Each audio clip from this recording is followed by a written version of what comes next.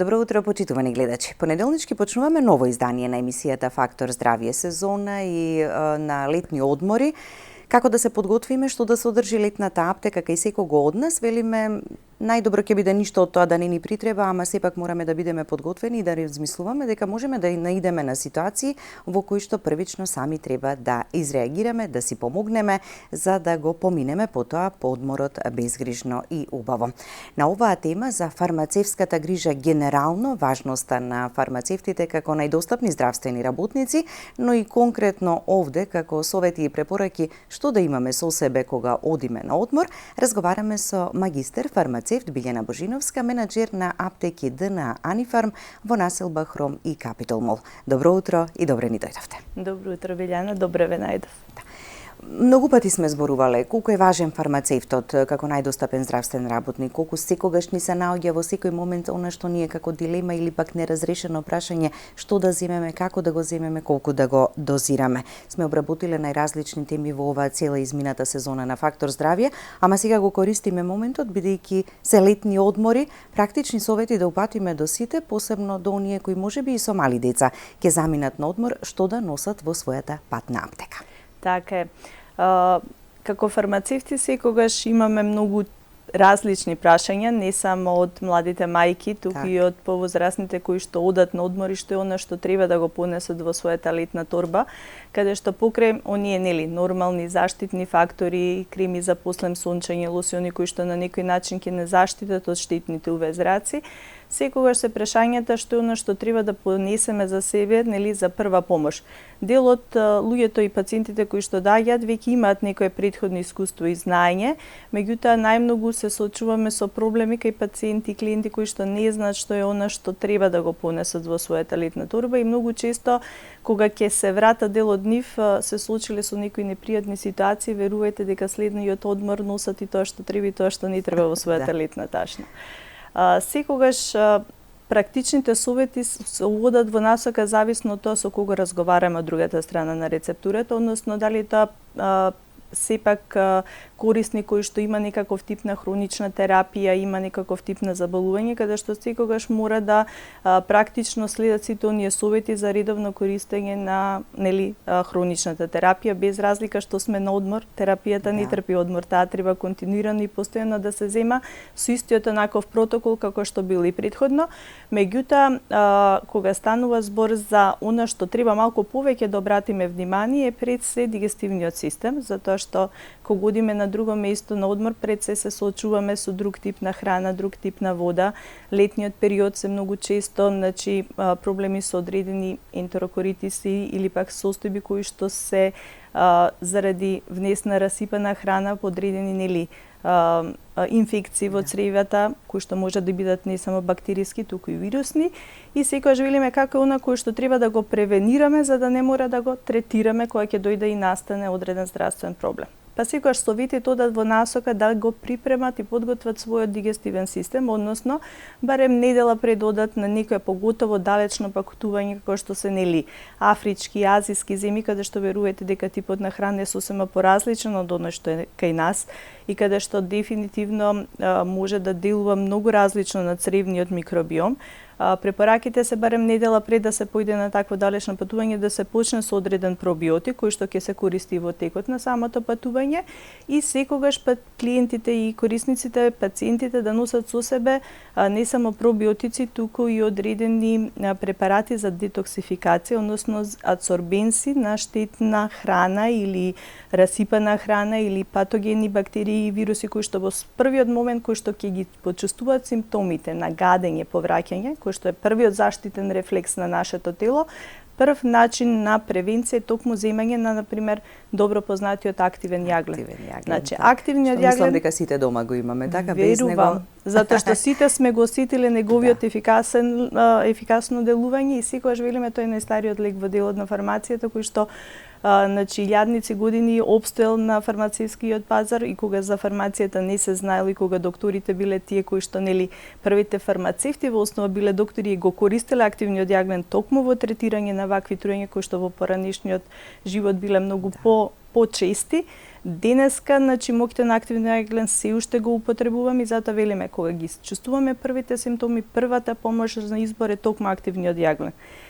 Секако после тоа мора да напоменеме дека кога ќе се внесе активниот јаглен, доколку пациентот или корисникот внесува некаков тип на хронична терапија, мора да има растојание на таа терапија, затоа што активниот јаглен во основа не само храната и штетните материи кои што се во цревата, во желудникот, ќе ги ресорбира и лековите, па ќе го оневозможи нивното делување.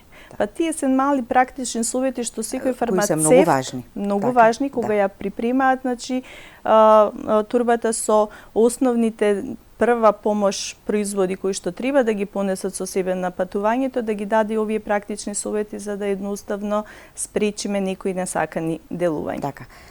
Патната аптека не треба да ни е поголема од домашната, ама да ги содржи барем најосновните работи кои што можеби би ни притребале кога сме на одмор. Би ни притребале и секогаш верувам дека мора да размислуваме бидејќи сепак тоа е прва помош, доколку гледаме дека значи состојбата здравствена е алармантна, не се подобрува после неколку часа, верувајте дека моја добра препорака е секогаш да се побара локална амбуланта или здравствена установа каде што едноставно ќе се увиди што е конкретниот проблем и ќе се делува што е можно побрзо за да не се доведеме до некои непријатни ситуации. Така, да.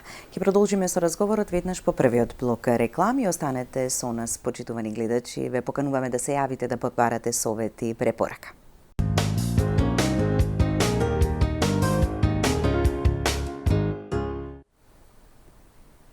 Кои се препораките и советите што да носиме во патната аптека кога одиме на летен одмор? На оваа тема разговараме со магистер фармацевт Билјана Божиновска, менаџер на аптеки ДНА Анифарм во Капитол Мол и населба Хром.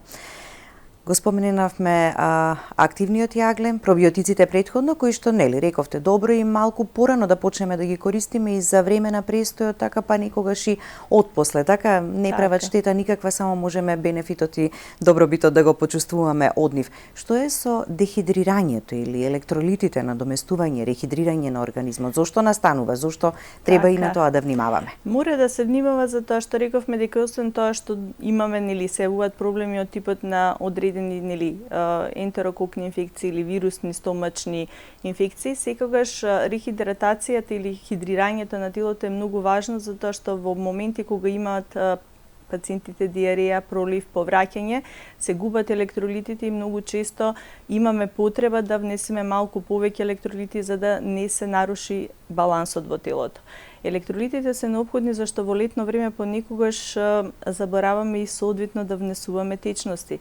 Јаката храна богата со протеини, сол сама по себе и сонцето доведува до дехидрирање на телото, па затоа внесувањето на доволна количина на течност и електролити и како е важно, па секогаш велиме електролитите се нели дополнителен многу важен дел во патната торба на сите оние кои што патуваат. Секогаш алармираме не само ние како здравствени работници, туку и во медиумите гледаме постојано внимателност на изложување на сонце, колку време и кој период треба да бидеме на плажа, меѓутоа свесни сме дека никогаш тие протоколи и правила не ги почитуваме ниту ние како здравствени работници, меѓутоа она што мора да го знаеме кога веќе значи сме подолго време изложени на сонце, не мора тоа да биде директно сонце, и под сенка сончевите зраци се оние кои што нели допираат до нашата кожа, мора да знаеме и благовремено и правилно да не го нанесуваме заштитниот фактор. Имаме палета на различни заштитни фактори, повторно е дилемата кој заштитен фактор да го одбереме, колку тој штити од сонце. Дали највисокиот е оној кој што најмногу ќе не заштити? Значи секогаш највисокиот заштитен фактор има најдолготрајна заштита и најголема процентно одбивање на сончевите зраци, она што мора да се внимава кога се оди поготово на море, бидејќи дел од луѓето патуваат и на планини и секаде мора да се користи тој заштитен фактор, меѓутоа кога се оди или на море, езера, мора да се практикува да тој заштитен фактор и биде водоотпорен, што значи дека и покрај тоа што ќе се влезе во вода, значи ако не се избришеме со пешкир, сепак тој останува да стои како заштита на кушата, меѓутоа и таа заштита трае не повеќе од 2 до 3 часа, што значи дека после секој 2 до 3 часа останување на плажа мора повторно да го нанесеме тој заштитен фактор. Она што е важно и 15 нели заштитен фактор број SPF 15 штити до 93% од штетните UVA и UVB зраци. Меѓутоа е пократко трајно. Кај нив ефектот е не повеќе пати треба веројатно така не да го повеќе користиме. од половина до час време, па мораме почесто да го аплицираме тој заштитен фактор за да имаме соодветна заштита. Важно е дефинитивно и кај најмалите деца да споменеме дека не секогаш само заштитата за сонце, туку и физичката заштита е основата во заштитата, поготово препораките се кај бебињето до 6 месеци да не се изложуваат воопшто на сонце во периодот кога сончевите зраци се најаки или доколку мора да се отиде од една до втора дестинација, сепак да постои, значи заштитна облека, капче, секако рачињата кои што не можеме секогаш да ги заштитиме, ноџињата да се заштитени сепак со барем некоја пеленка во долниот дел или некој заштитен фактор кој што е специјално наменет за бебињата, бидејќи тука имаме повторни ограничувања кои препарати за заштитен фактор смеат кај најмалите да се користат. Така, од сонцето ја штитиме и кожата, меѓутоа може да дојде и до сончаница. Така Треба многу да бидеме внимателни да не дозволиме да дојде до такво нешто, иако игрите, уживањето на плажа се веројатно најубавото нешто, па човек се заборава, нели, и возрастните и помалите. Поготово Ама возрастните кога... се тука да внимаваат на малите. За себе треба самите тие да се грижат. Секако, водата е тука која што во моментот кога се внатре во вода не го чувствуваат делувањето на сончевите зраци, поготово во делот нели на главата кој што е највисокиот дел од телото и кога децата се во игри, тој е најмногу нели изложен на сонце. Секако заштитното капче е нешто што мора да се користи не само кај децата, туку и кај возрастните кои што може нели постојано да биде кога не се во води, па и кога се во вода, значи да може да го користат како заштита. И секогаш велиме повторно внимавање колку долго е тоа дете или колку тој возрастен човек изложен на тоа јако сонце, затоа што сончаницата е многу честа појава, поготово на луѓето кои што понекогаш велиме толку години сме биле на одмор, па токму сега ми се случи сончаница, нагони на повраќање, што повторно може да доведе до дехидратација на телото, температура повишена која што дефинитивно зависно од степенот на изложеност може да доведе до други мозочни проблеми. Така да верувајте дека сончаницата не е толку безазлена која што можеме да изигнорираме и дефинитивно мора да бидеме внимателни да ја превенираме во вакви состојби. И не само кога сме на одмор, покрај езеро или покрај море, и во градската средина, местото каде што живееме. Многу долготрајно изложување на сонце. Да, така, насоките може секојаш да еве и Црвен крст многу да. често излегува на терен и апелира во оние најтопли денови каде што нели дава и вода, дека треба нели правилно да се хидрира телото, да се заштитат од сонце. Повозрастните веќе гледам дека имаат навика носат чадор кога веќе мора да излезат во најтоплиот период на денот, меѓутоа секогаш велам дека со почести апели на телевизиите, почести апели на социјалните медиуми, верувам дека свеста ќе ја зголемиме и дефинитивно во најтоплите нели сати и попладневните часови ќе бидат навистина присутни на улиците само оние кои што имаат неодложни работи да се завршат и повторно заштитени. Да. Се случува честопати, веројатно најмногу кај децата во детската возраст, мачнини и повраќање при патување. Едноставно организмот така реагира. Така реагира. Секако имаме може ли претходно да се подготви некако организмот или при самото патување да се олесни сето тоа? Секако може да се подготви, значи постојат посебни таблетарни облици за возрастните, кај за малите дечиња постојат специјални лижавчиња кои што се даваат пред патување, тие се на природна база кои што нели го смируваат телото, најголем дел од нив делуваат малку и природно седативно, така да дечињата можат и во текот на патувањето и да подзаспијат, да полесно го поднесат, да не се јавуваат нагони на повраќање, меѓутоа секогаш апелираме да не се даде лижавчето или да не се испие таблетката пред самото паѓање, туку тоа да биде барем еден половина час најмалку пред патувањето, за да може самиот препарат да го пројави својот ефект и да се намалат сите оние несакани ефекти нагони на повраќање. Така, да. Рековме прва помош или заштита од сонце. Прва помош и заштита од уботи од инсекти или најразлични алергиски реакции со кои исто така како ситуации можеме да се соочиме кога сме некаде надвор од постојаното место на живење. Алергиите се многу честа појава, поготово кај децата кои што страдаат од атопии, екземи, псоријази, кај нив изложувањето на сонце и те како мора да биде внимателно. И поготово и овие деца уште повеќе и реагираат бурно на убоди од инсекти. И секогаш кај родителите кои што имаат таков проблем кај тие деца, верувајте дека припремате малку пообилна и пообемна кога одат на одмор. Се консултираат секогаш и со своите матични лекари, матични педиатри, што да прават со дечињата, затоа што верувајте дека одморот не е одмор кој ќе дојде до никакви компликации, поготово не од алергиски аспект. Затоа што алергиите понекогаш сме срекни кога се само површински, не се системски. Се соочуваме понекогаш и со системски алергии каде што е многу потешко да делуваме и затоа велиме патната торба за прва помош користи и има само препарати кои што може во првите неколку часа да потпомогне на таквите деца, поготово кога станува збор за алергиските реакции. И доколку родителите си знаат дека тие деца имаат некакви понекогаш побурни реакции, мора да бидат и претходно подготвени ако треба таа терапија која што ќе содржи освен нели тековната антихистаминска терапија кај децата, ако се одредени дечиња склони кон астматични промени, тоа е терапија која што е хронична и влегува во оној протокол да не се прекинува во периодот на одморот за да детето и во тој период или возрастната особа биде заштитена. И секако ако и покрај нели сите оние превентивни мерки дојде до некаква несакана реакција, секогаш тука мора да се побера прва помош. Например, имаме ситуации каде што се благи убоди од инсекти, ние имаме креми за прва помош, кои што се и во делот на лекови, во делот на природни препарати, па содржат, значи, во гел облик моментално направи разладување на местото на убодие, намалува болката, печењето, значи, сврабежот, чешањето, меѓутоа, кај бурните алергиски реакции, значи не е нешто што можеме сами да делуваме и заради тоа секогаш нека практикуваат овој тип на луѓе да одат на места каде што првата помош ќе им биде секогаш доволно достапна за да може да реагираат.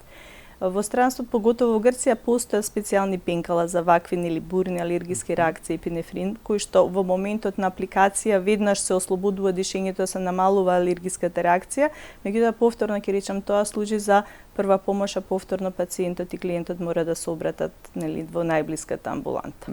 И затоа некогаш велиме одберете некоја поблиска дестинација кога сте со помало дете, иако секогаш останува одлуката нели на родителите со семејството, за да се избегнат некогаш некои несакани реакции или ако имате потреба така да имате каде да побарате помош. Така, поготово кај малите дечиња совитите мора секогаш додат и во насока да не се пробува различен тип на храна, поготово некога се на одмор. Секогаш на детето, поготово новороден бебињата, бидејќи гледаме дека се оди на одмор веќе со малецки деца, 6, 7, 8 месеци веќе се секој сака да не го пропушти летниот одмор, меѓутоа ке тие дечиња барем во периодот на одморите да не се пробува друг тип, нов тип на храна, туку едноставно родителот да го користи она што е веќе, значи на домашен терен пробано, дека не дава алергиски реакции, да не се соочуваат со други непријатни ситуации. Да. Проблеми со затнување на ушите, инфекции на ушите, влегло вода во увото, некој гњури, некој плива, како и да е обично. Некој можеби и во текот на целата година има помалку или повеќе проблеми со ушите, треба многу внимателни да бидат кога веќе ќе одат на одмор, што да имаат со себе доколку се појави некоја ситуација несакана.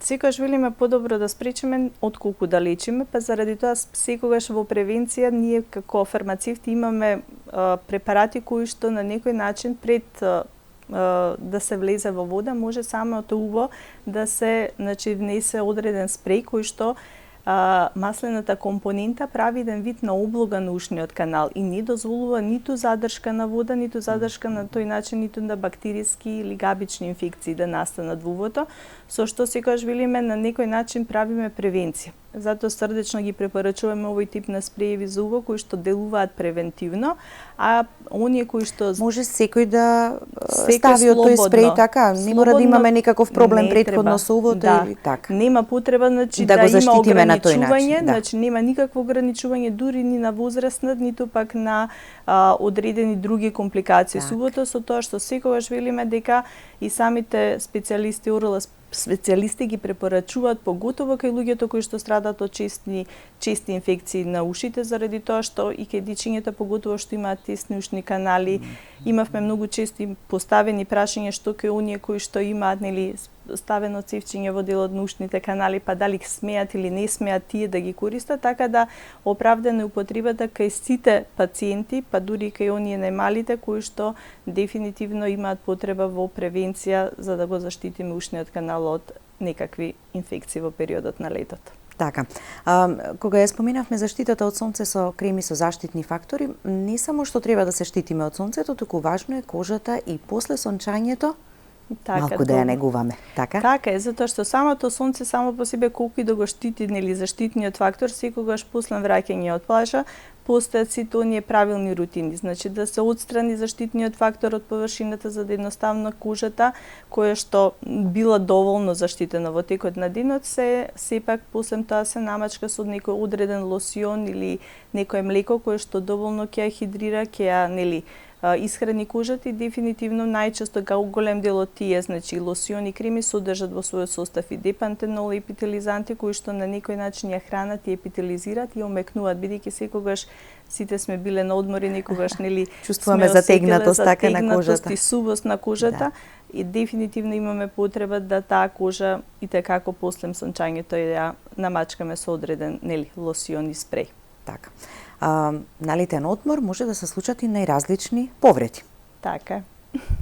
Заради што да носиме за како прва помош да ни биде во моментот? Да. Првично да преземеме. Првично секогаш го препорачуваме ние одредени нели да се има некоја стерилна газичка, хидроген 3% кој што првенствено ќе одмие нели раната. Многу често повредите се случуваат на плажа, па знаеме да има нели песок, остатоци од самата повреда, значи страни тела кои што хидрогенот преку моментот на пенење и оксигенација целата нели прљавштина и нечистоти ја вади на површината и на некој начин не овозможува развој на одредена бактеријска инфекција и може тука доколку имаме простор, значи да имаме некој дезинфициенс, најчесто бетадинето или јодот за надворешна употреба или пак одредена антибиотска крема која што на некој начин ќе ја заштити раната зависно колку е длабока или не. Секогаш велиме повторно тука оставаме да самиот пациент, клиент определи дали што има може сам што или може што или треба што не може да. сам, заради тоа што има работи кои што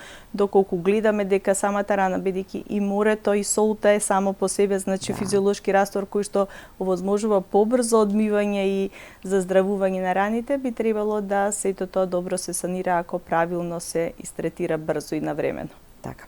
Антибиотици дали треба да се носат? Не. Антибиотици не треба да се носат затоа што антибиотиците Ама не се многу мина прва го бараат помош. од родителите сето тоа, така? Да, знаете што јас почесто велам, порано беше поголема пракса да родителите си зема и некаков антибиотик во прав, евентуално детето да не настане некоја инфекција, па мора антибиотик, па сами проценува кога треба, а кога не. Веќе таа практика, верувајте дека ја немаме во последните години, тоа навистина не радува, затоа што сметам дека полека се подига свеста дека не секоја повишена температура или не секоја нели нарушена здравствена состојба е предизвикана од бактеријата како причинител и затоа антибиотиците се поретко се во првата помош секако останува повторно на нели согледување на здравствената состојба на пациентот, неговите високи ризик фактори, сепак тука антибиотиците доколку се издаваат на препис на рецепта и дефинитивно се даваат само на оние каде што навистина име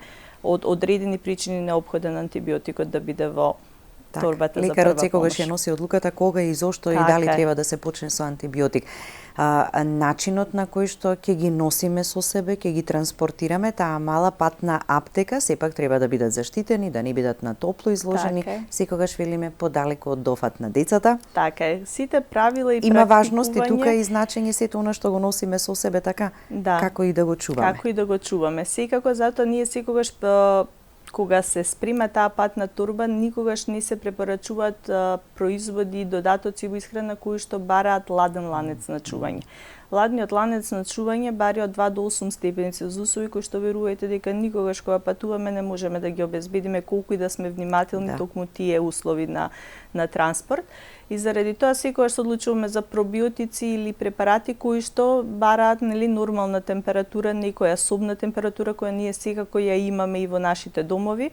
Меѓутоа директната изложеност на сонце е нешто кое што не е оправдано ниту за лековите, ниту за храната и секогаш имаме, и верувам поголемиот дел од луѓето кои што патуваат, имаат обезбедено одредени термоторби кои што дефинитивно успеваат да ја задржат потребната температура со кој што е стабилен секој додаток во исхрана или ОТЦ препарат во нивната патна торба и секако подалеку од офат на деца, затоа што децата се секогаш непредвидливи, па повторно ќе речеме што одморот може да ни го претворат во хаос, па подалеку од офат на деца. Така.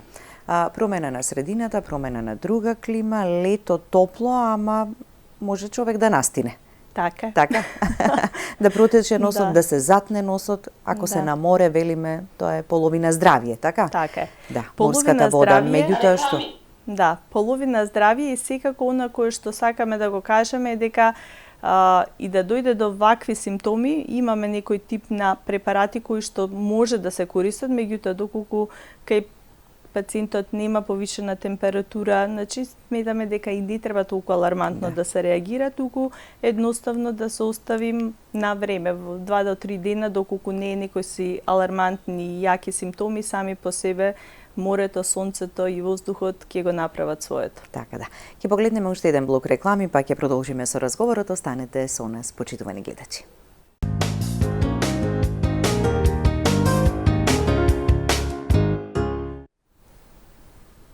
Продолжуваме со разговорот во студиото. Ве поканувам уште еднаш, почитувани гледачи, да се јавите, да побарате совет и препорака и дали доколку можеби во моментов имаме некого на линија да го слушнеме вашето прашање. Добро утро. Ако не, во очекување на јавувањето на гледачите, ќе продолжиме со практичните совети кои што се практични буквално за секого од нас. Велиме лично и некој да не оди на одмор или да не е во таква состојба, ќе го пренесе советот на некој во својата блиска околина. Луѓето кои што се со хронична терапија, како ја примаат дома секојдневно, така и кога ќе одат на одмор. Велиме, дали е планина, дали е море, дали е езеро, без разлика во таа средина, навиките треба да ни останат исти. Така, навиките треба да останат исти со тоа што и во однос на можеби зголемената физичка активност кога се оди на одмор, можеби некогаш самата физичка активност да доведе до некој нормално промена на клима, промена на активност, сето тоа да делува поготово ке пациентите кои што имаат и терапија за хипертензија или земаат терапија за дијабет.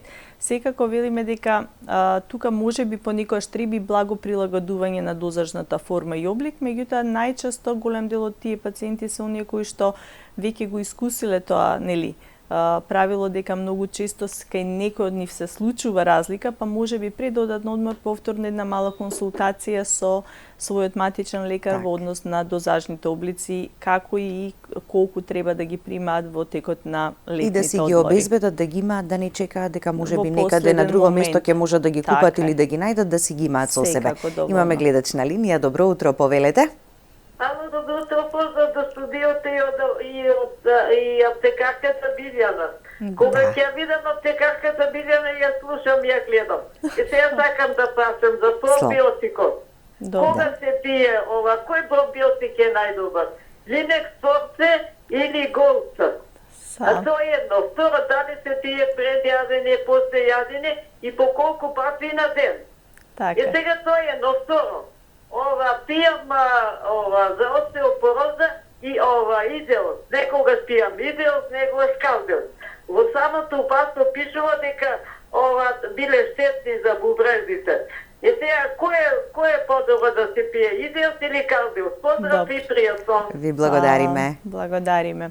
Значи, има одлични фармацевски прашања. Значи, кој пробиотик е најдобар? Значи, повторно ќе кажеме, ние секогаш пробиотиците ги цениме спрема не само кои типови на пробиотиците, туку и спрема навиките и потребите на пациентите. Имаме пробиотици кои што се наменети конкретно за диареја, пролив, обстипација, пробиотици кои што се наменети конкретно за зголемување на имуниот систем, пробиотици кои што ги даваме при колитични промени, односно воспалителни процеси на дебелото црево, па токму заради тоа пробиотици кои што ги даваме при вагинална нарушена флора Сето тоа дава причина кога ќе препорачаме одреден тип на пробиотик зависно од потребата на пациентот. Кога станува збор зашто ви е потребен да го користите? Зашто е потребен пробиотикот? И секогаш велиме ние не ги делиме на лоши и добри пробиотици, туку пробиотиците се сите добри кога се дадени според потребата на пациентот.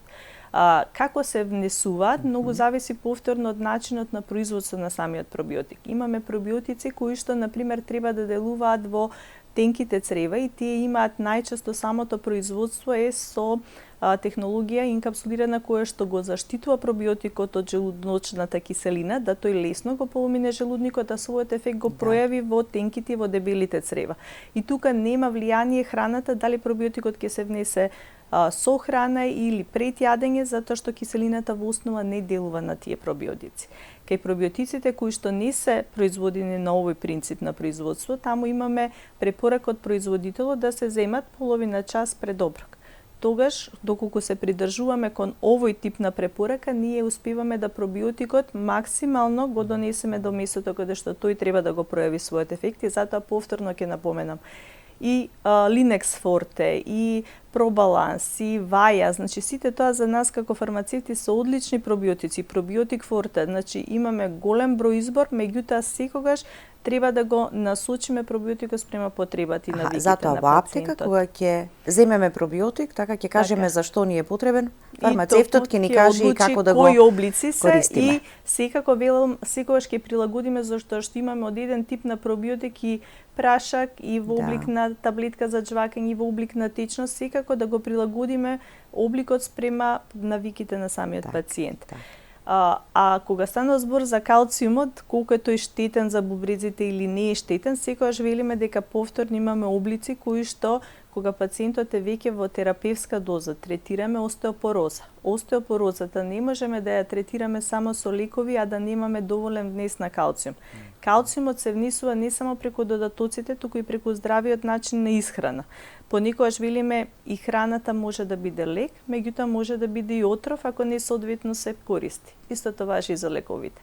Значи додатокот во исхрана и лекот може да биде лек, меѓутоа може да биде и отров ако неправилно се применува.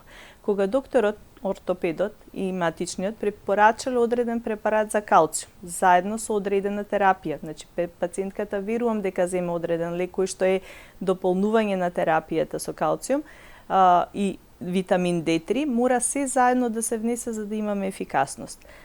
Индивидуалниот пристап, пациентката да се следи на точно одреден период, значи да се направат барем на 6 месеци крвни анализи во кои што ќе се проверува и калциумот, значи електролитите кои што се достапни во крвта, едноставно ќе направиме заштита на и намалување на несаканите ефекти на калциумот врз бубрезите. Затоа повторно велам, калциумот само чист како калциум внесен, без лекови, без D-витамин, може да направи штета. Па дури и од храната, не само додатоците во исхрана. Меѓутоа, калциумот внесен со D3, K2 и комбинацијата која што ќе го имплементира во коските онаму каде што е потребен, нема да направи штета. Така, и затоа токму тие препарати во составот ги имаат сите овие. Сите овие заедно на едно место, за да го имаме максималниот бенефит и ефект и од лекот и од додатокот.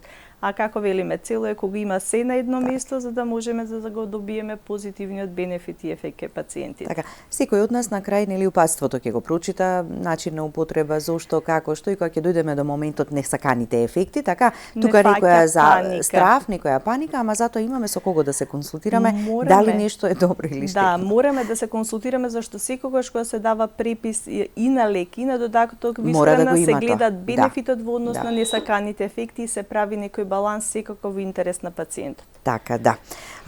Препораките и советите, значи, околу патната аптека, дали гледач имаме уште еден на линија? Здраво, Биле! Да, добро. Здраво за докторката Биле! Да. Благодарам. Да, повелете. Овде тетка Маре, докторка Биле. Да, повелете. Вака сега ќе ја прашам докторката Биле. Волам не знам мене за мојата болест. Ја пием сега на шема декортин, на шема. Добро. Болестта ме е многу напредна, ми се устата, јазикот, ништо не осети подобрување, докторка Биле. Се нервирам, се ситирам, притисок качив, шекер качив многу. Ме боли устата, кажи ми што да правам со устата. А све сум пробала, се сакам, сама сум. Да, знам дека е Ви така. благодариме. Да. Знам дека е така, некогаш советите, јас почесто велам и докторите во дадени ситуации прават максимални напори, ама кога ќе се надоврзат неколку хронични болести, третманот е малку посложен и затоа апелираме во ваквите емисии превентивата да се делува кога навистина ќе имаме повеќе ефекти. Мора пациентката тетка Марија да ги следи препораките кои што одат од страна на матичниот лекар, бидејќи матичните лекари ги имаат во основа сите оние правили, протоколи како да се однесуваат и што да препишат кои овие пациенти каде што имаме повеќе хронични надоврзани болести. Во однос на устата, јазикот, она кој што го чувствува како оток, декортинот сам по себе треба да го намали отокот, меѓутоа многу е важно да се придржуваат на шематската терапија која што е препишана од лекар. Тоа обично се почнува со малку повисоки дози, постепено се намалува дозата кај пациентите, со тоа што од фармацевски аспект она што можеме да го препорачаме е можеби бидејќи чувствува оток во устата, претпоставувам дека се тука и одредени ранички нечувствителност, постојат препарати кои што се на природна база, кои што на некој начин ја имитираат самата плунка и на тој начин го намалуваат локалниот воспалителен процес барем на слузницата во јазикот за да го олеснат симптомите. Сакам да кажам, ова е само одреден вид на симптоматска терапија кој што ќе потпомогне за да ублажи, меѓутоа чуда да се случат и да потпомогнеме многу повеќе, верувајте, нема. Сепак резултатите се очекуваат да ги дадат само лековите во вакви ситуации. Така и кога се во прашање лекови по шема, така после извесен период треба повторно да се оди на контрола, така да се види дали исто ќе се продолжи, ќе се намали или ќе се зголеми, бидејќи некогаш има пациенти така лекови по шема, ама таа шема долго време. Така ја практикуваат и заради тоа сепак велам, значи овие состојби се нешто што матичните лекари ги водат континуирано и ја прилагодуваат и дозата и промената во терапијата за да имаме резултати кај пациентите. Така да. Одморот е нешто што ние најмногу го посакуваме, така цела година велиме со работни обврски на училиште или како и да е, и тие 10 на 15 колку и да се дена, така сакаме да уживаме. Некои статистики покажуваат дека секој човек барем 2 до 2,5 дена за време на одморот чувствува некаква потешкотија, помала или поголема. Така. Меѓутоа еве мој добар совет да не се одма расположуваме дека тие 2 дена не треба да ни го расипат одморот, секогаш да бидеме добро подготвени со нашата патна торба за прва помош, која што веднаш и сега при првите симптоми ќе си потпомогнеме, додека тие слаби, не се толку интензивни и верувам дека одморот ќе помине безгрижен и многу убаво. Така, ако не сме сигурни во нешто и пред да одиме на одмор, фармацевтот е тука секогаш достапен до нас, така да се исконсултираме и дополнително што треба да дополниме и да земеме. Ние сме секако најдостапни здравствени работници и заедно со матичните лекари со одлична заемна соработка, верувајте дека ќе имаме секогаш и задоволни пациенти и задоволни корисници кои што се помалку ќе ги посетуваат ординациите, а се почесто ќе одат задоволни на одмор. Така, благодарам за гостувањето. Благодарам за поканата. Благодарности до вас, почитувани гледачи, за вниманието со кое не следевте. Имајте убав и пријатен ден.